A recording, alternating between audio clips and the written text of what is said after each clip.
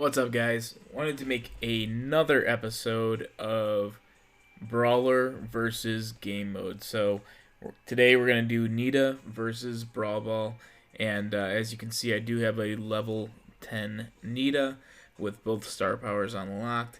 If you have played the game more than 5 minutes, you have Nita unlocked. But if you have not yet played it 5 minutes, here are the character tips for you. So Nita strikes her enemies with a thunderous shockwave. Her super summons a massive bear to fight by her side. I love this panda skin. I don't know why. Can't really explain it. But in terms of star powers, if you're lucky enough to get them, the first one is a bit of a yin and a yang type of relationship between you and the bear. In other words, Nita recovers health when her bear does damage, and the bear recovers health when you do damage. So, in other words, the two very much work together. And then the second one, Hyper Bear, is just increased attack speed. And for the sake of Brawl Ball, I really like the increased attack speed, so we're going to go ahead and pick Hyper Bear. And this Brawl Ball is the Backyard Bowl, and it is a pretty darn open map. So it actually makes it a little bit tougher for Nita just because she's pretty good at painting the corners with her shockwave. It's a very fast recharge time on her attack.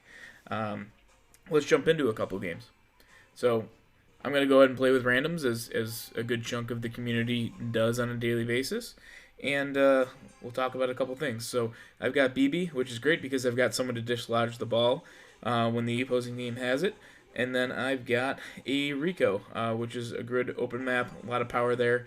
And really, my goal for this one, given this comp, is I'm probably going to be the scorer. And if not the actual scorer, then I'm going to at least try to advance the ball as much as possible. So BB should be able to score, but for the most part, we're probably going to need it for defense since I can't dislodge the ball, and neither can Rico. As for who we're playing against, Brock is just kind of a pain in the butt. This is a wide open map, and as you can see, he's already blown up cover on us. So the goal is to stop him from doing that as much as possible. And then I'm going to put my bear out just to really bother their crow and their colt as much as possible, just because they have lower health, and colt can really mess up a lot for us because he and Brock, as I mentioned, can already.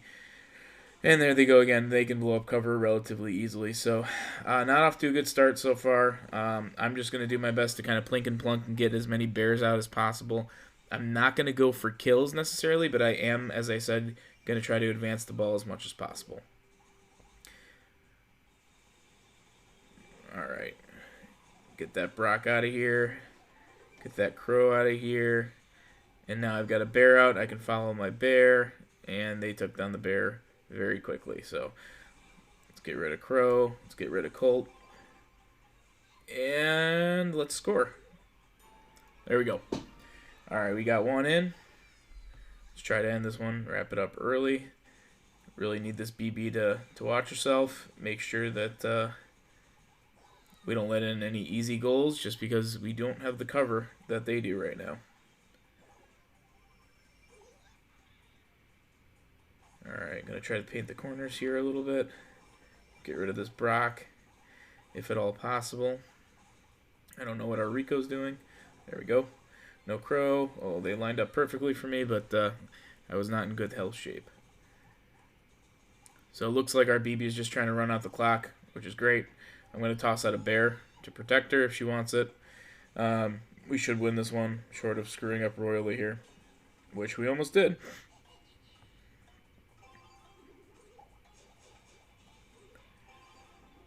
Okay, so that is the first match here. So depending on who you're partnered with and depending on who you're going against is really going to kind of dictate your role whenever you need it. Sometimes you're the scorer, sometimes you're just kind of mid-range offense, defense combination. I'll go ahead and stick with this Rico. Just I've got a game under my belt. I kind of understand how he plays a little bit. And that damage is really nice in an open map like this. So this time we've got a Colt, so we've got someone who can blow up cover on our side, which is going to be great. They've got a Daryl though, so we got to look out because they've got two bruisers, two heavyweights. Bull's got a star power, which is a shield. I don't know what this Daryl can do quite yet, but I've got to paint the corners. I've got to stay alive as much as possible, and ultimately we got to open up as much as we can the map to try to get it in, because against two heavyweights like this, it's going to be tough. So I'm going to try to draw this bull out.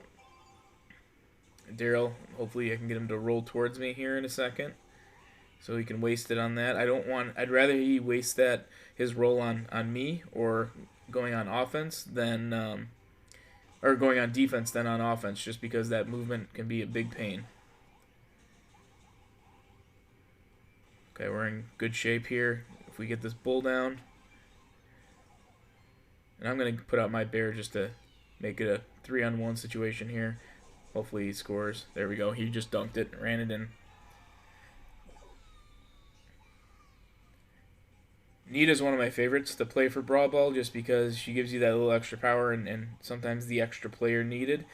The only problem is when you don't have a comp that has an extra interrupt.